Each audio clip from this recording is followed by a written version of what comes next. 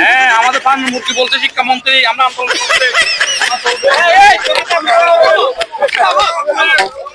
চলবে আন্দোলন।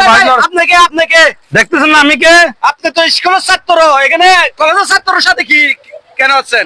আমাদের বড় ভাই আনছে, আমাদের বড় ভাই আনছে কলেজের ছাত্র বড় ভাইয়েরা এরা আন্দোলন করতে আমরা কি করে বসে থাকবো নাকি? আমরা এই জন্য স্কুলের ছাত্ররা আসছি আন্দোলন করতে। অবরোধ চলবে, ভাগো ভাগো ভাগো ভাই। এরা তো খুব উশৃঙ্খল স্টুডেন্ট, এরা পুলিশের কথা পর্যন্ত শুনতেছে না। আপনি কি বলেন? আপনাকে বলেন আমরা পুলিশ বলে পারি না।